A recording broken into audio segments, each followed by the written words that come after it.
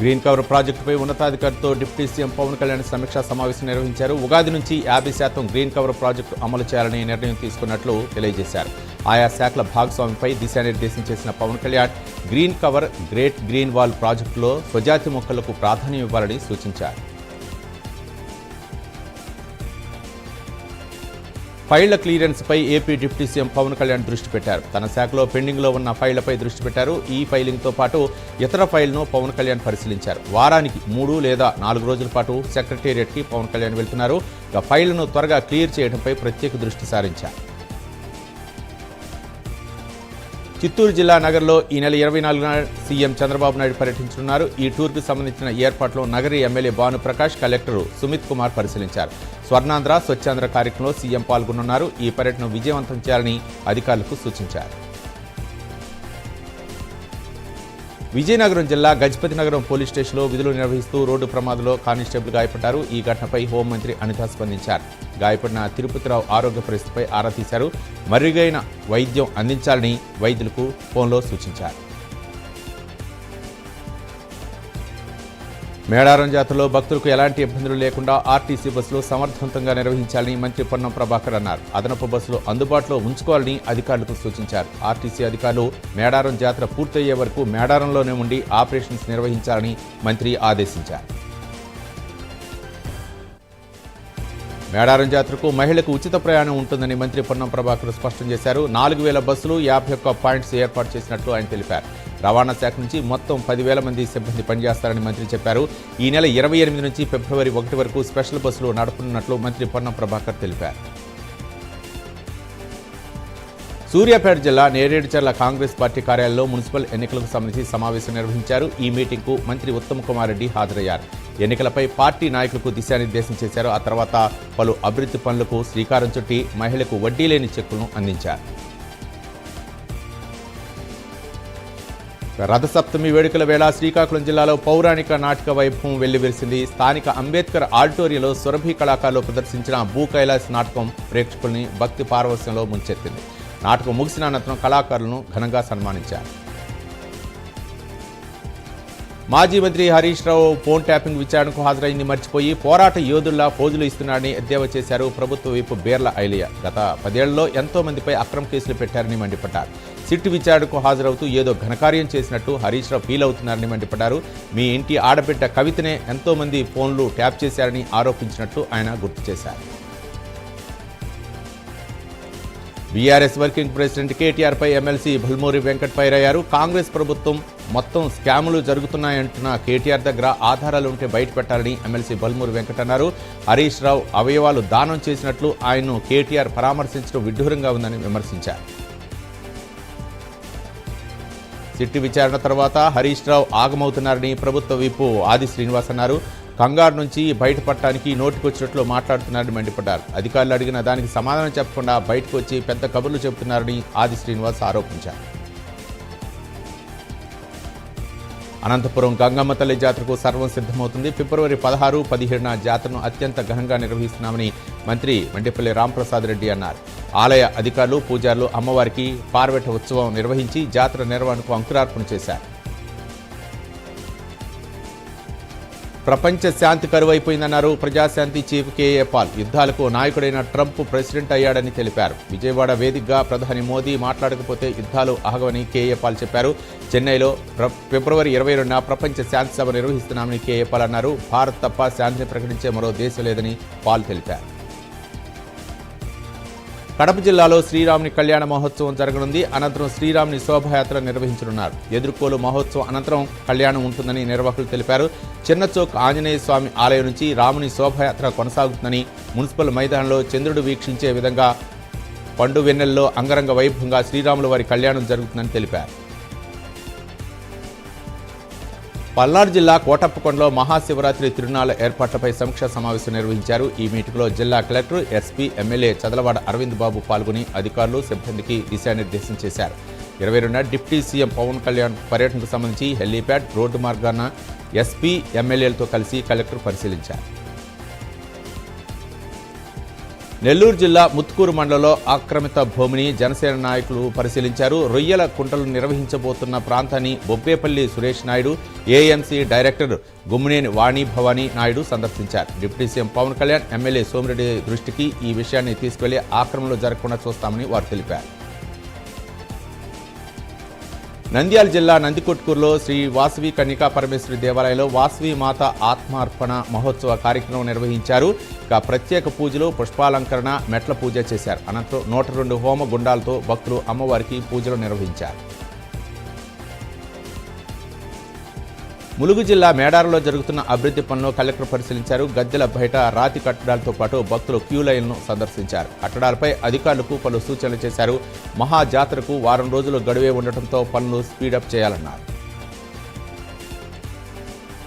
YCP హత్య రాజకీయాలు చేస్తుందని బీసీ నేతలు ఆగ్రహం వ్యక్తం చేశారు. పశ్చిమ గోదావరి జిల్లా భీమవరంలో టీడీపీ ఆఫీసులో వైసీపీని విమర్శించారు. వైసీపీని 11 సీట్లకు పరిమితం చేసిన జగన్కు బుద్ధి రాలేదని మండిపడ్డారు. అధికారం కోల్పోయినా బీసీ నేతలపై హత్యలు చేసి లబ్ధి పొందాలని వైసీపీ చూస్తోందని వారు ఆరోపించారు. కాకినాడ జిల్లా జగ్గంపేట నియోజకవర్గంలో పవన్ కళ్యాణ్ ఆదర్శంగా తుమ్మపల్లి రమేష్ డొక్కా సీతమ్మ క్యాంటీన్ నిర్వహిస్తున్నారు. జనసేన ఇన్ఛార్జి తుమ్మలపల్లి రమేష్ ఆధ్వర్యంలో క్యాంటీన్ కొనసాగుతుంది. ఈ కార్యక్రమానికి జనసేన పార్టీ నాయకులు హాజరై పేదలకు అన్నం వడ్డించారు. డొక్కా సీతమ్మ క్యాంటీన్ ద్వారా సుమారు 500 మందికి అన్నదానం నిర్వహించారు. కాకినాడ జిల్లా పిఠాపురం నియోజకవర్గంలో రోడ్డు సేఫ్టీ వీక్ను నిర్వహించారు. జాతీయ రహదారిలో వాహనాలు వేగాన్ని తగ్గించుకునేందుకు స్పీడ్ బ్రేకర్లు ఏర్పాటు చేశారు. Y junction, Raparthi road, Bhogapuram, Tatiparthi రోడ్ల వద్ద తనిఖీలు చేపట్టి వాహనదారులకు రోడ్డు భద్రతపై అవగాహన కల్పించారు. కాకినాడ జిల్లా జగ్గంపేట నియోజకవర్గంలో పోలీస్ సిబ్బందికి కాకి యూనిఫామ్లో పంపిణీ చేశారు. 35 మంది పోలీస్ సిబ్బందికి కాట్రవులపల్లి గ్రామానికి చెందిన ముసిరెడ్డి ఆంజనేయులు చారిటబుల్ ట్రస్ట్ ద్వారా యూనిఫామ్ను అందజేశారు. మార్కాపురం జిల్లాలో పట్టపగలే కిడ్నాప్ కలకలం రేపింది. గిద్దలూరు పట్టణం కిడ్నాపర్లు హల్చల్ చేశారు. రాచర్ల రోడ్లో బాల అంకయ్య అనే వ్యక్తిని మహేంద్ర తార్ వాహనంలో వచ్చిన 4 వ్యక్తులు కిడ్నాప్ చేశారు. ఈ ఘటనను గమనించిన వారు పోలీసులకు సమాచారం ఇచ్చారు. స్పందించిన పోలీసులు నిందితుల్ని ఖమ్మం రహదారిలో అదుపులోకి తీసుకున్నారు. హైదరాబాద్ జగద్గిరిగుట్ట ముగ్ధునగర్ సెల్ టవర్కు వ్యతిరేకంగా కాలనీవాసులు నిరసన తెలిపారు. రోడ్ నెంబర్ 6లో ఓ ఇంటిపైన నూతనంగా సెల్ టవర్ ఏర్పాటును వ్యతిరేకిస్తున్నారు. గత 15 రోజులుగా ఈ ఏర్పాటు విషయంలో నిరసన వ్యక్తం చేస్తున్నారు. దీనిపైన జీహెచ్ఎంసీ పోలీసులు ఫిర్యాదు చేసినా ఫలితం లేదని వాపోతున్నారు.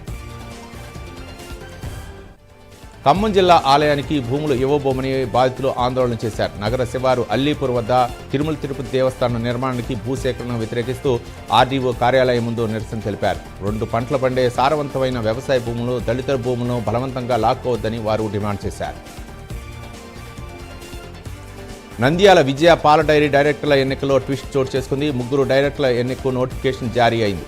భూమా విఖ్యాతిరెడ్డి ఎన్నిక, ముత్యాలపాడు పాల సొసైటీతో పాటు మరో 3 సొసైటీలు రద్దు చేశారు. 3 కీలకమైన డైరెక్టర్ పదవులకు సంబంధించి ఎన్నికల అధికారి హరిబాబు ఎన్నికల నోటిఫికేషన్ విడుదల చేశారు.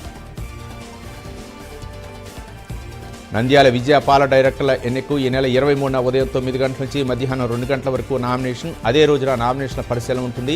24న సాయంత్రం 4 గంటల వరకు నామినేషన్ల ఉపసంహరణ, తిరస్కరణకు అవకాశం ఇచ్చారు. తర్వాత బరిలో నిలిచిన అభ్యర్థులకు 29న ఉదయం 9 గంటల నుంచి పోలింగ్ నిర్వహిస్తారు. మధ్యాహ్నం 2 గంటలకు ఓట్ల లెక్కించి ఫలితాలను విడుదల చేస్తారు. కృష్ణా జిల్లా అవినిగడ్డ మోపిదేవిలో సుబ్రహ్మణ్యేశ్వరుని వార్షిక బ్రహ్మోత్సవాలకు ఏర్పాట్లు పూర్తయ్యాయి. 22 నుంచి 26 వరకు బ్రహ్మోత్సవాలను నిర్వహిస్తున్నట్లు ఆలయ కార్యనిర్వహణాధికారి తెలిపారు. అవినిగడ్డ ఎమ్మెల్యే డాక్టర్ మండల బుద్ధప్రసాద్ స్వామివారికి పట్టు వస్త్రాలు సమర్పించనున్నారు. బాపట్ల జిల్లా పేరాలి సచివాలయంలో జిల్లా కలెక్టర్ డాక్టర్ వాసుదేవ వినోద్ కుమార్ ఆకస్మికంగా తనిఖీలు నిర్వహించారు. బయోమెట్రిక్ వేయని 3 సచివాలయ సిబ్బందిపై శాఖాపరమైన చర్యలు తీసుకోవాలని ఆదేశాలు జారీ చేశారు. ఆలస్యంగా బయోమెట్రిక్ వేసిన సచివాలయ పోలీసులపై ఆగ్రహం వ్యక్తం చేశారు. కడప జిల్లా ప్రొద్దుటూరు మున్సిపల్ కమిషనర్, మున్సిపల్ అధికారులపై ఎమ్మెల్యే నంద్యాల వరదరాజురెడ్డి ఆగ్రహం వ్యక్తం చేశారు. తనతో సహా ప్రతి ఒక్క అధికారి ప్రజలకు జవాబుదారీగా ఉండాలని మండిపడ్డారు. జీతాలు తీసుకుంటూ పని చేయకపోవడం దారుణమని అధికారులపై వరదరాజురెడ్డి అసహనం వ్యక్తం చేశారు. నెల్లూరు జిల్లా సీతారాంపురం మండలం బోడ సిద్ధయ్యపల్లి గ్రామానికి చెందిన బీఎస్ఎఫ్ జవాన్ ప్రసాద్పై కొందరు దుండగులు దాడి చేశారు. దీనిపై పోలీసులకు ఫిర్యాదు చేసినా పట్టించుకోలేదని జవాన్ ఆవేదన వ్యక్తం చేశారు. జవాన్గా తనకే రక్షణ కరువైతే సామాన్య పరిస్థితి దారుణంగా ఉంటుందన్నారు. ఫిర్యాదుదారులపై పోలీసులు నిర్లక్ష్యంగా మాట్లాడటం కరెక్ట్ కాదని బీఎస్ఎఫ్ జవాన్ అసంతృప్తి వ్యక్తం చేశారు. నంద్యాల జిల్లా బనగానపల్లి పట్టణంలోని ప్రభుత్వ పాఠశాలలో గుడ్లు మాయమయ్యాయి. విద్యార్థులకు అందాల్సిన 25,000 గుడ్లు పక్కదారి పట్టాయి. ఈ ఘటనపై ప్రజా సంఘాల నాయకులు, విద్యార్థి సంఘాల నాయకులు ఆగ్రహం వ్యక్తం చేశారు. ఈ ఘటనపై ఉన్నతాధికారులు తగిన చర్యలు తీసుకోవాలని డిమాండ్ చేశారు. శ్రీకాకుళం రథసప్తమి ఉత్సవాలను పురస్కరించుకొని జిల్లా యంత్రాంగం పర్యాటకుల కోసం ప్రత్యేక ఏర్పాటు చేసింది. ఆకాశ వీధిలో విహరించేందుకు హాట్ ఎయిర్ బెలూన్ను ప్రారంభించారు. 80 అడుగుల రోడ్డు వేదికగా హాట్ ఎయిర్ బెలూన్ ప్రయాణాన్ని మొదలుపెట్టారు. 2 హాట్ ఎయిర్ బెలూన్లో 8 మంది విహరించేలా ఏర్పాటు చేశారు. మార్కాపురం జిల్లా ఖమ్మం పట్టణంలోని వై జంక్షన్ వద్ద ఓ పాడుబడ్డ బావిలో ప్రమాదవశాత్తు ఆవు పడిపోయింది. ఆ మూగజీవిని అగ్నిమాపక శాఖ అధికారులు రక్షించారు. మేత మేస్తూ బావి వైపు వెళ్లిన ఆవు ప్రమాదవశాత్తు 20 అడుగుల లోతులో ఉన్న బావిలో పడిపోయింది. వర్షపు నీరు ఉండటంతో ఆవుకు ఎలాంటి గాయాలు కాలేదు. కర్నూలు బీసీ భవన్లో జాతీయ బీసీల ఆత్మీయ సమ్మేళనం నిర్వహించేందుకు అన్ని ఏర్పాట్లు చేస్తున్నామని బీసీ నాయకులు తెలిపారు. 25న కర్నూలులో జాతీయ బీసీల సంఘం ఆత్మీయ సమ్మేళనాన్ని కలిసికట్టుగా జయప్రదం చేయాలని వారు పిలుపునిచ్చారు. ఆదిలాబాద్ జిల్లా రోడ్డు భద్రతా మాసోత్సవాల కార్యక్రమం నిర్వహించారు. ప్రజలు ప్రతి ఒక్కరూ బాధ్యతగా వ్యవహరిస్తూ రోడ్డు ప్రమాదాలను నివారించాలని జిల్లా ప్రధాన న్యాయమూర్తి తెలిపారు. రోడ్డు భద్రతా నియమాలు అందరూ పాటించాలని ఎమ్మెల్యే అనిల్ జాదవ్ పిలుపునిచ్చారు. 20% రోడ్డు ప్రమాదాలు తగ్గించడమే లక్ష్యంగా ముందుకెళ్లాలని తెలిపారు. నల్గొండ జిల్లా మిర్యాలగూడలో ఎన్ఎస్పీ క్వార్టర్స్లో కార్యాలయంలో 2 శాఖల మధ్య వాగ్వాదం చేసుకుంది. ప్రైవేటు బిల్డింగ్లో ఓ సబ్ రిజిస్ట్రార్ కార్యాలయానికి ఎన్ఎస్పీ క్వార్టర్స్ను కేటాయించారు జిల్లా కలెక్టర్. దీనిపై ఎన్ఎస్పీ అధికారులు అసహనం వ్యక్తం చేశారు. డివిజన్ కార్యాలయం కొనసాగుతున్నందున ఖాళీ చేయలేమని తెలిపారు. ఖాళీ చేయాలని సబ్ రిజిస్ట్రార్ ఉద్యోగులు అనడంతో వాగ్వాదం చెలరేగింది. కాకినాడ జిల్లా పిఠాపురంలో శ్రీ వాసవి కన్యకా పరమేశ్వరి అమ్మవారి ఆలయంలో వాసవి కన్యకా పరమేశ్వరి అమ్మవారి ఆత్మార్పణ దినోత్సవం నిర్వహించారు. ఈ కార్యక్రమానికి జిల్లా జనసేన పార్టీ అధ్యక్షులు డీసీబీ చైర్మన్ తుమ్మల రామస్వామి బాబు హాజరయ్యారు. వాసవి మాత హోమం, అష్టోత్తర శతనామం వళి పూజ కార్యక్రమాల్లో పాల్గొని మొక్కులు చెల్లించుకున్నారు. సికింద్రాబాద్లో భారీగా ఎన్డీపీఎల్ మద్యాన్ని పట్టుకున్నారు అధికారులు. ఓ ఫంక్షన్కు మద్యాన్ని తరలిస్తున్న ఆటో ట్రాలీని సీజ్ చేసి 8,15,000 విలువైన 262 మద్యం బాటిల్ని స్వాధీనం చేసుకున్నారు. ఇద్దరిని అదుపులోకి తీసుకుని కేసు నమోదు చేశారు పోలీసులు. నంద్యాల జిల్లా నందికొట్కూరులో వికలాంగులు ఆందోళన చేశారు. తమకు కేటాయించిన స్థలాలు దేవాదాయ శాఖ అధికారులు ఆక్రమిస్తున్నారని ఆరోపించారు. తమకు కేటాయించిన ఇంటి స్థలాలు లేఅవుట్ వేసి చూపించాలని లోక్ అదాలత్ కోర్టును ఆశ్రయించినట్టు తెలిపారు. అధికారులు నేటికి తమ స్థలాలను చూపించడం లేదని వికలాంగులు ఆవేదన వ్యక్తం చేస్తున్నారు. జీవో నెంబర్ 85, 127, 311 అమలు తీరుపై సమీక్ష జరిపామని శాసనసభ సబార్డినేట్ లెజిస్లేటివ్ కమిటీ చైర్మన్ తోట త్రిమూర్తులు తెలిపారు. ప్రభుత్వం ద్వారా సదుపాయాలు పొందిన వైద్య విద్యార్థులు, పీజీ విద్యార్థులు చేసిన వారు ప్రభుత్వ నిబంధనలకు లోబడి ప్రజలకు సేవ చేయాలన్నారు. ఎవరైతే వ్యతిరేకిస్తారో అలాంటి వారిపై చర్యలు తీసుకోవడమే కాకుండా జరిమానా విధిస్తామన్నారు. అనంతపురం జిల్లాలోని రాయదుర్గం, కళ్యాణదుర్గం నియోజకవర్గ ప్రజలకు భైరవనతిప్ప ప్రాజెక్టు ఒక వరప్రసాదే అని మాజీ మంత్రి కాల్వ శ్రీనివాసులు అన్నారు. మరో 2 ఏళ్లలో బీడు భూములు బంగారం పండించే భూములుగా మారబోతున్నాయన్నారు. అందిరి నివాస్ సుజలా స్రవంతి ప్రాజెక్టు ద్వారా భైరవనతిప్ప ప్రాజెక్టుకు నీరు అందించే కాలువ పనులు వేగంగా సాగుతున్నాయని తెలిపారు. మున్సిపాలిటీ ఎన్నికలు సమీపిస్తున్న నేపథ్యంలో వర్ధన్నపేటలోని వివాదాస్పద దేవాలయ భూమిలో 100 పడకల ఆసుపత్రికి ఎమ్మెల్యే కేఆర్ నాగరాజు భూమి పూజ చేశారు. తమకు సమాచారం లేకుండా దేవాలయ భూమిలో భూమి పూజ చేయడం ఎంతవరకు సమంజసం అంటూ ఎమ్మెల్యేను అర్చకులు నిలదీశారు. ఎలాంటి అధికారిక ఉత్తర్వులు లేకుండానే భూమి పూజ చేయడం ఏంటని ఆగ్రహం వ్యక్తం చేశారు. పశ్చిమ గోదావరి జిల్లా తణుకులోని సొసైటీ రోడ్లో అగ్ని ప్రమాదం జరిగింది. టీ కార్నర్లో సిలిండర్ మారుస్తుండగా ఒక్కసారిగా మంటలు చెలరేగాయి. ఈ ప్రమాదంలో టీ మాస్టర్కు తీవ్ర గాయాలు కాక టీ తాగేందుకు వచ్చిన 5 మున్సిపల్ కాంట్రాక్టు కార్మికులకు స్వల్ప గాయాలయ్యాయి. సమాచారం అందుకున్న పోలీసులు ఘటనపై కేసు నమోదు చేసి దర్యాప్తు చేస్తున్నారు. ములుగు జిల్లా మేడారంలోని జంపన్న వాగులోకి పూర్తి స్థాయిలో నీరు చేరుకుంది. లక్నవరం సరస్సు నుండి నీటిని విడుదల చేయడంతో జంపన్న వాగులో జలకళ సంతరించుకుంది.